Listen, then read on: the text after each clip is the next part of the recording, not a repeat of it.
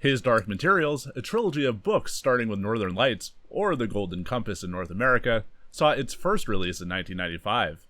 Written by Philip Pullman, the series won numerous awards, though its various adaptations since then have been hit or miss.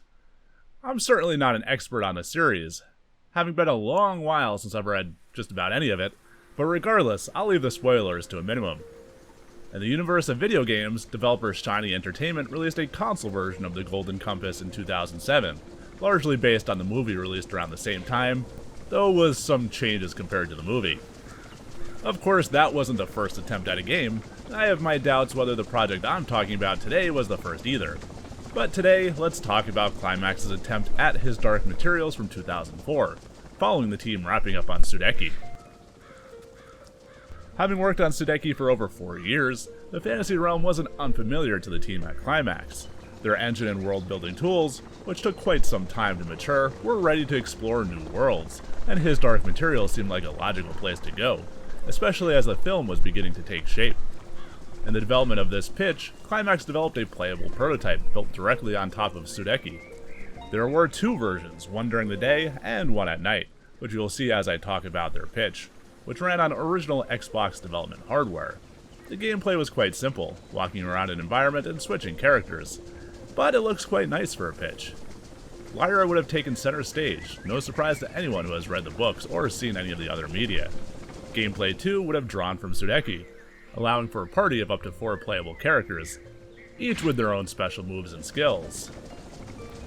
The alethiometer, the small compass-like machine, would have served almost as its own character, with the player learning to communicate with it throughout the game, being able to ask it questions as it always must tell the truth. Again, like Sudeki, the action would have taken place from a third-person perspective, most of the time anyway, with AI controlling the other characters.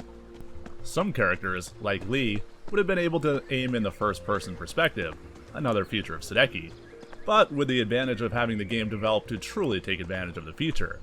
The first-person shooting of Sudeki was a late addition to the game, so the developers were limited in the changes that could be made to adapt to the new feature.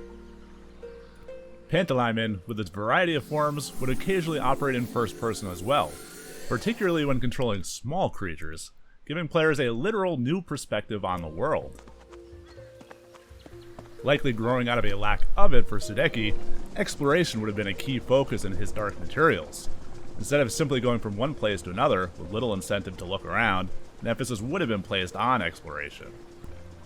Living and breathing cities and breathtaking landscapes were all to be made real, had His Dark Materials gone forward. We sadly know how this story ends, with the movie underperforming and the game going to Shiny Entertainment. The team at Climax would have an opportunity to show their pitch, but clearly things did not go forward. With Shiny's game not doing much better than the movie, I wish Climax had been given a shot. For all the issues that Sudeki may have had, it still came out being a decent game. With many of the technology problems behind them, the engine was ready for a new project, a project that sadly never materialized in any form. There were, of course, other prototypes built using the Sudeki engine. Maybe we'll get to those in a little while. Unfortunately, I don't get a ton of time to make videos like this anymore, but do subscribe to the channel and check me out on Twitter at Foreman18 for the latest in game preservation news. And until next time, thanks for watching.